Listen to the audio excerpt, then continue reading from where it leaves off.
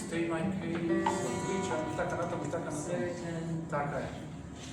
Почекам да завърши така. Точно знаех колко е насочена песната. End is near.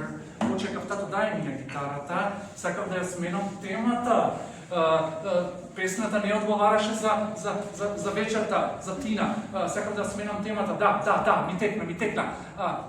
Реших да я свирам. Fly, имам страшна трема, пръв път пеям пред Тина. Fly me to the moon, let me play upon the stars. Гледам от Тина, let me see what's pretty. Трябва да представувам Игор Ангелов. Здраво, Живо. Здраво. Како си?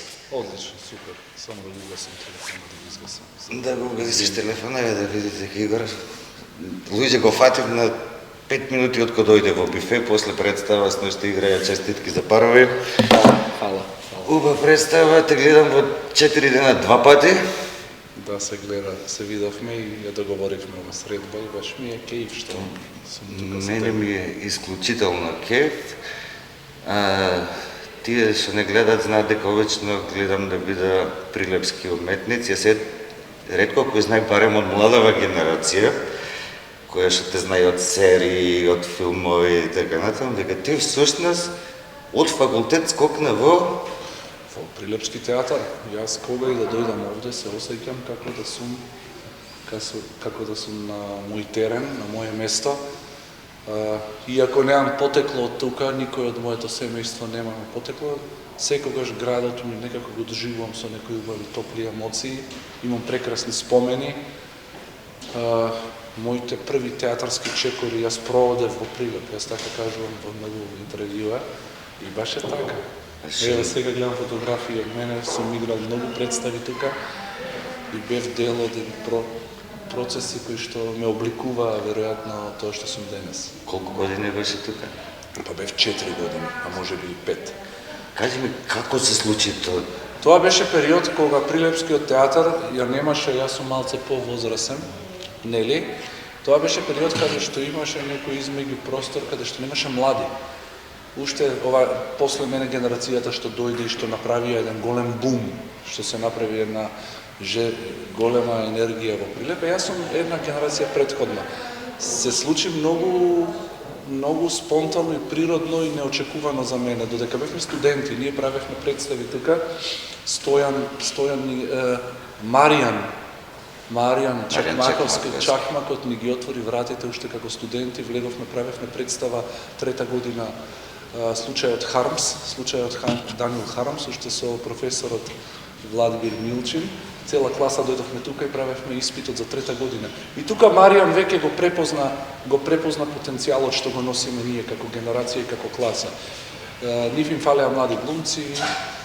Кога дипломирав, се разбира, вратите во театрите во Скопје беа 3 пати заклучени и не можеа да се отворат.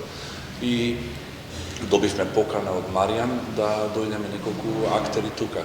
Јас, Марина Попанкова, Андријана Владчеве, Георгиевски, мојот драг колега и пријател, веќе беше тука. Лиле, Маријан не покани, веднаш ја прифатив поканата, дојдов во театрот и почна како што почна.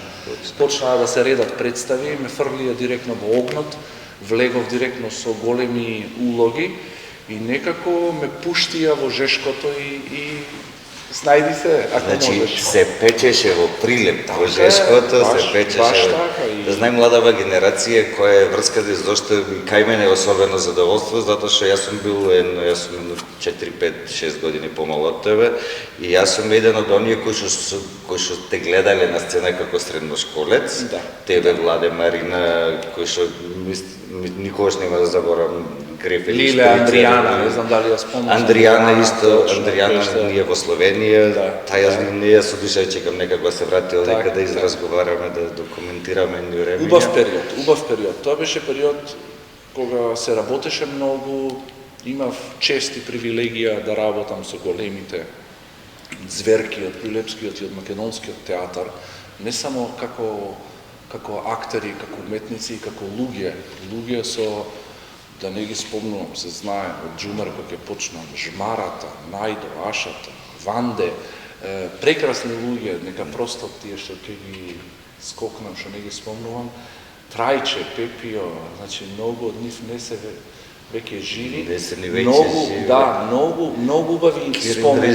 Кире многу често гостуваше во Прилепски театар. За Кире последната представа што играв тука. Четвртата сестра. Да, четвртата.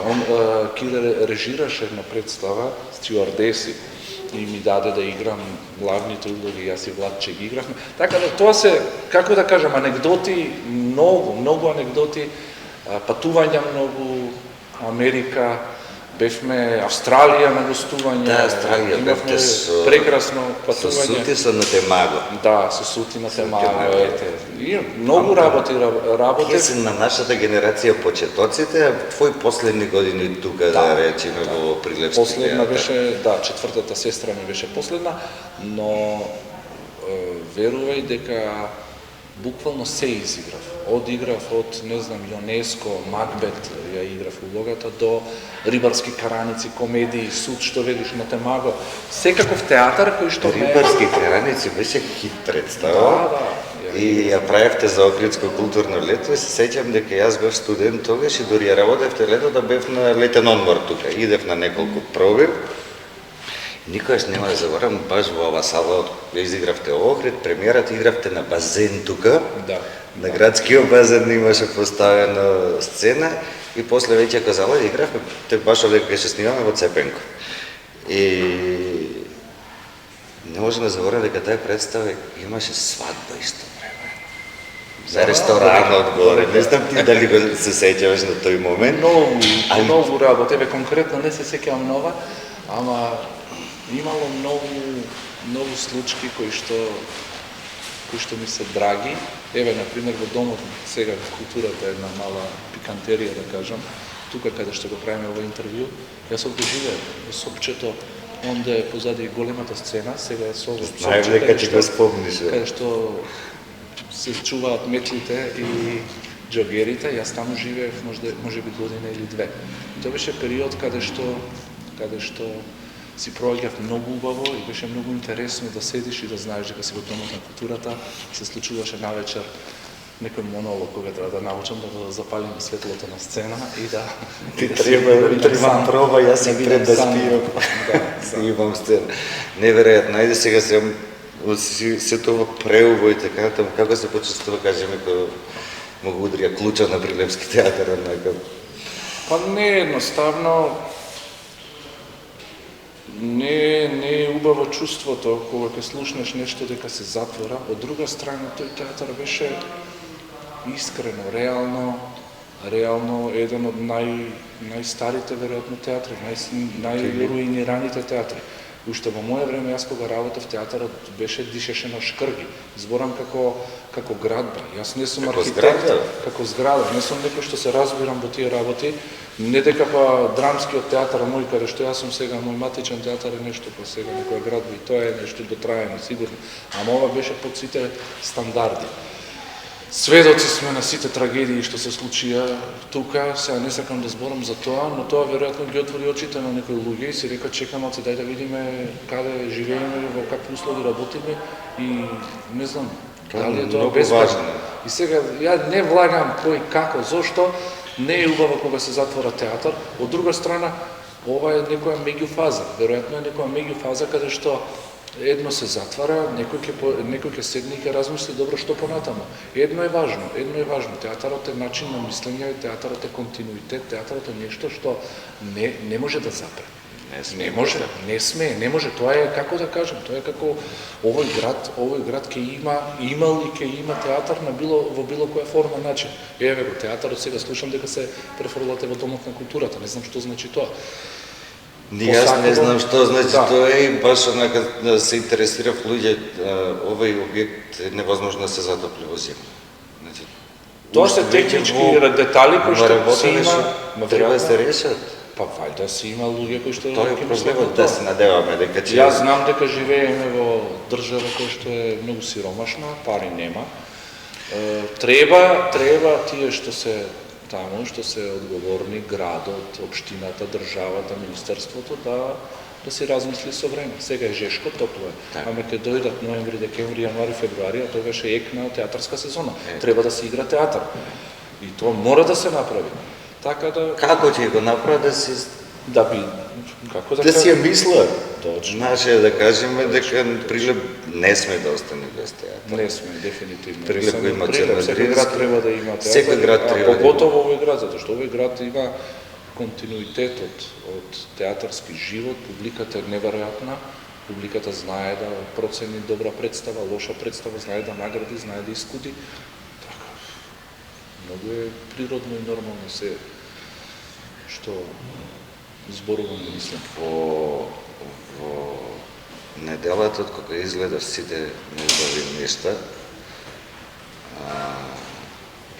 напишав, ти заврши на 1 милион, мисля, че во представата, јас напишав 1,1 Да, го прочитав Да. тоа и многу ми е... да изгледаш представа која што има смисла. Разговарајќи пред да изгледам представата, ти кажам, прво се изненадив, ти си стално си ми делувал како тимски играч, како човек кој што сака да се шегува, има на неверојатна леснотија во играта која што е вептен примамлива за гледање.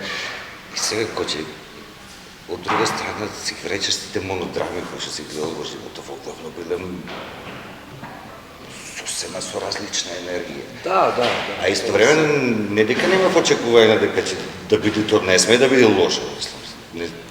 И гледам онака таа твоја лесна игра која што имаш, така си ја адаптирал во интеракција со публиката, кој што мислам дека немаше човек што не беше воодушевен вечерта. А истовремено, после гледањето на представата, што цело време ти е забавно и на крај завршува аплауз и излегуваш и те удира чекан по глава. Чеки се, сите информации онака ги провераш така субтилно, дали намерно влезе во тој начин на игра или едноставно самиот текст го носи? Да.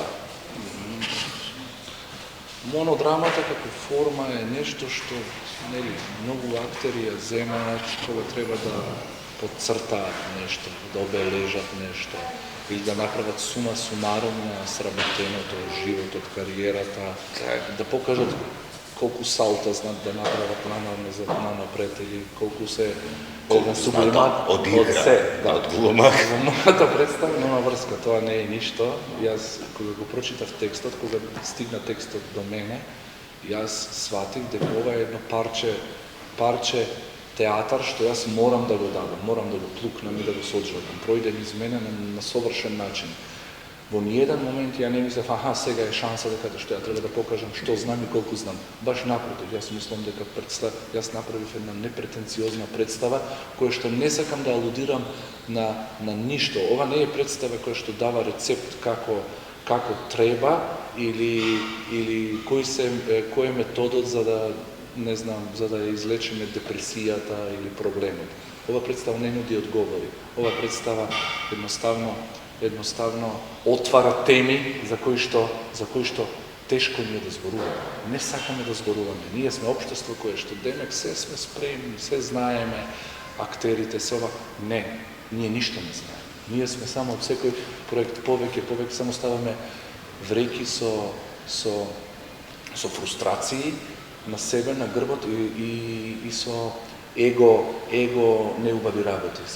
И го пикаме се до џубре под тепи. Так. И не сакаме да зборуваме, ние мислиме, не знам што сме направили, ништо не сме направили. Затоа темата која што јас ја говорам во представата е депресија, суицид, анксиозности, стравови, работи за кои што најмалку зборуваме, затоа што сведоци сме ние на многу луѓе кои што биле со нас тука ги нема. Се убили. Така е. Се самоубили. Сите, ја не познавам човек кој што не познава некого, дали близок или подалеко, кој што бил со нас не бил. Тој пред да го направи тоа не телефонирал на никого. Нема антена која што му свети и која што кажува. Ставно се случуваат тие луѓето се денес ги имаш, утре ги немаш. Сега, што е тоа што ги донело до таму? Тоа е свет кој што јас сакав да го чепнам, да го хитнам. Представата ми помогна мене, се надевам ќе помогне и на некој, представа која што, пак ќе повторам, не нуди нешто одговори, едноставно на многу лесен начин зборува за една сериозна тема. Не ни треба една представа да нуди одговор. Доволно е да ги постави вистинските прашања. Тука има професионалци кои што треба да ги барат тие одговори, особено правиме ова за еден сериозен проблем на 21 век, като е депресијата, која што води осаменоста, самотијата, човекот колку мисли дека повеќе е актуелен на социјални мрежи, дека е повеќе конектиран со повеќе луѓе, баш напротив, се е обратно. Ние тонеме во една апатија, тонеме во една, не знам, морален, социјален колапс кој што не носи до крајности. Светот е отиден, да не кажам каде, односите меѓу луѓето се отидени, ние сите овде живееме време каде што не знам, не можеме да си кажеме што мислиме колега на колега за представа. С краја да има, не можеме да се скритикуваме. Дојдовме до ситуација да не можеме да трпиме критика. Да. Има неколку разговори и стално кој ќе некој покаже некаква храброст да се каже реалното мислење, ако тој кон кој што е упатена критика да речеме од некој повисок, условно кажано, сталеж, стално е веди, извини што не ми се бендисе. Да. Зошто бре извини што не ми се бендисе и се. И што е страшно мене да не ми се бендисе? Или мислам дека е лошо? Сите сакаме да го чуеме тоа што го мислиме за себе, сите потајно сакаме да слушнеме пофалби. Нашата професија е таква, ние сме многу разгалени, нас публиката многу не разгалува, тој аплауз што го добиваме секогаш ни не тера да добиваме потврда колку сме добри сме, добар сум ова што го правам. И тоа добар што некогаш не носи во некој ќорсокак. Не само како актер, не само како човек, збораме како општество. Ние ако зборуваме за себе како општество, ако се погледнеме ние каде сме во однос на другите, сега да не делувам неубаво, ама сме, не знам од кај да почнеме и кај да завршиме. Ама и театарот си го рефлектира општеството на некаков начин. Па театарот е огледало на... Би требало да е. Ако ние негуваме театар каде што се е розово и зелено, така, а живееме во најзагадената земја во свет. Во свет, да. Најсиромашни сме скоро, најсиромашни во Европа, најзагадена во свет. А што не знам што друго да кажам. Имаме во градови кои што пред 20 на години барем се сметале за чисти, онака се имаме толку многу рудници околу нас кој што е Прилеп, кој што беше познат по тоа дека има убава вода, има добар воздух, Прилеп веќе е депонија. И сега да молчи. Јас живеам во град кој што не знам руши светски рекорди во топ 3 најзагадени градови во светот. Многу често е на прво место. Топ 3, ние сме, не знам, Калкута и не знам кој град. Најроби, не знам, Пакистан нешто. Така што има со војни по 30 години. години. 15 милиони, 10 милионски градови. Од прилика. А правиме ова за нема ни милион град, да не забегуваме натаму. Ај сега да ги поминиме овие работи што се закав со за театар си поправиме повеќе муват. Имаш можности да зборуваш за сериите на други места, ама да ги поминиме. Успевте да направите ситком успешен во Македонија. Како бе? Да, преспав како. Се собраа некои луѓе, почнаа да даваат добри идеи. Тие идеи во почетокот малце беа чудни за нас, ама тоа целото свативме дека функционира. Ние не измисливме топла вода, само некои вистински луѓе продуценти ги склопија картите. Точно ги земаа сите адути, ликовите кои што се, излеговме, еве го и мојот лик што го играм, излезе од нашето околина. Ама затоа се прифатени, Точно, некој кога седнал и кога ги пишувал како ќе бидат ликовите, земал урнеци од тука. Еден каков изгледа прототип балкански и македонски машт. Демек мачо маш, уствари папучар кој што влезен во папучите на жена му и е многу таков алфа мажија кој што алфа мажија кој што трае бета. Да, од картон. Алфа мажија од како се вика тоа од картон тенок. Така, многу лесно се витка. Да, многу така. И сите ликови се такви, се земени како најсочните работи, спакувано во еден добар производ.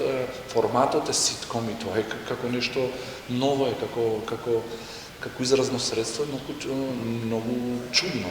Првите епизоди беа малку чекај сега што гледаме ние. Но после некако народот не прифати одма. И од тоа прифаќање ние ја искористивме шансата и загризавме убаво. И тоа загризување уште трае. Мислам, јас и сега се снима? Не се снима уште, но сепак луѓе не гледаат ден денес. Каде и да одам, мене луѓето не ме препознаваат од театарот. Ретки се тие што викат те гледа во таа и таа представа, супер ти представата, те викат него Коста. Коста, кај си детективу, Цветко, Петко и Редаменде. И телевизијата е мокина, многу е мокина, можеш цел живот да работиш во театар, ќе направиш една улога и веќе те знаат. Ако завршуваме муабетот, слободно треба да се спремаш, еве ги другарките. Колешките, млади мои, баш сакам да ги поздравам. Тоа се новата сила драмски The театар. new generation of драмски театар. Тоа се прекрасни актерки и актери кои што дојдоа. Штета немаме уште еден камерман да ве сними. Па дојдете. Дојдете, претрчајте шо.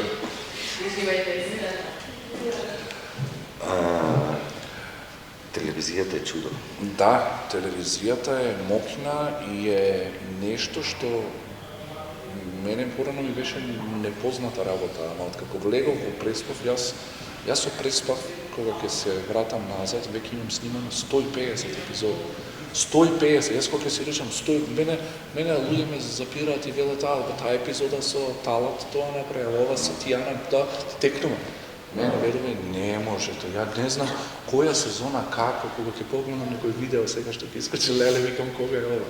Ова втора сезона, не, трета, четврта, пета, прва. Значи, можеш прва до последна само да... Многу е снимано и... 150 епизоди се на ниво на светски ситком. Јас стои како часови на снимање. Тоа е стварно игра пред камера, работа пред камера и многу научив за телевизичноста и за телевизија, што значи двоплан, троплан, широк, кадар, крупен, која е динамиката, брзината на учење текст. Зашто не е тоа како кај нас во театар седи па сега учите верглај месец и пол учите. Не, вечерта снимам една епизода, готово ја фрлаш сценариото, добиваш ново сценарио, идеш дома уморен, читаш ново, учиш ново сабаља. Јас сум познат јас сум голем познавач на текст. Тоест не познавач, тешко учам текст и морам да научам, ми помага и колеги и барав систем како тоа се учи толку брзо текст. Тоа ми помогна многу и за импровизацијата, ми помогна многу да ја доведам на друг левел и некои други вештини кои што се развиваат низ тоа. Затоа што сватив дека не треба ние само совршено добро да изговараме текст. Ние треба да има и многу работи, како, што има за ликот, каков е, што е. И така, а не мислиш ова за крај дека целата твоја приказка за телевизијата всушност тргна од една реклама? Волку. Тоа беше има луѓе кои што уште ме викаат Волку.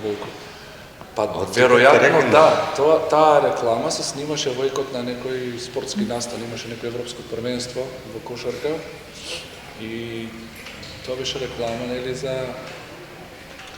за некој мобилен оператор кој ше веќе не постои. Не е важно, ама многу се погоди реклама. Многу се погоди. Така беше и луѓе ден денес ме цитираат. Убавото е што таа реклама има различни контексти. Секогаш е многу интересно кога нешто ќе направиш има двојно значење, тројно. И тоа е најсовршено, затоа што ти кажуваш едно, ја пренесуваш пораката, ама зад тоа што си го кажал, има нешто друго. Има машко-женски односи.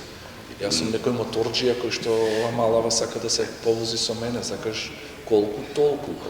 Волку, таму имаше некоја игра со зборови.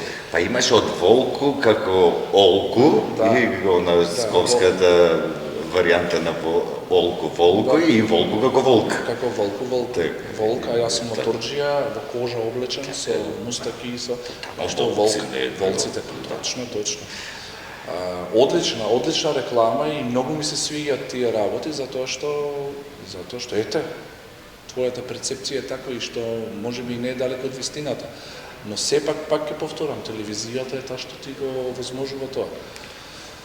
И на крај на краищата, добро е што си имал и тој късмет да ти се погледа така тие работи. Оти многу ретко се среќава човек кај што кај нас работи на толку многу полина, си да тоа работи успешно, истовремено е вака човечен и истовремено може да го трогне еден текст како сите најубави нешта и да се земе да се рече ова е супер да го работа, затоа што треба да се зборува. И така ја завршуваш да зборуваме. Фала ти многу што зборувавме, не знам колку минути тука. Мислам дека беше убав муавет. Фала ти многу, уживав во разговорот со тебе и многу ми е драго што успевам со таа моја монодрама да го пренесам тоа што сакам да го пренесам. Многу е тешко некогаш во нашата професија, работиме, лутаме, работиме многу работи, многу е тешко да го дадеме тоа што го мислиме. Со мојава монодрама на чист начин тоа што решив да го споделам, допира до публиката.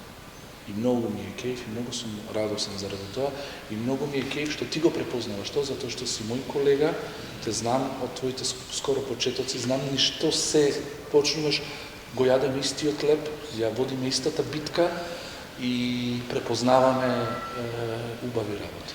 Убаво е кој ќе седнеш со Пеце, кој ќе рече со соборец да си поправиш муавет и што се вика, ако ти фасцинираше 60 души со колку е 80 во галерија со монодрамата, сега да инспирираме уште 100, па нашата мисија за ова недела е... Така, сме ја завршиле нашата мисија.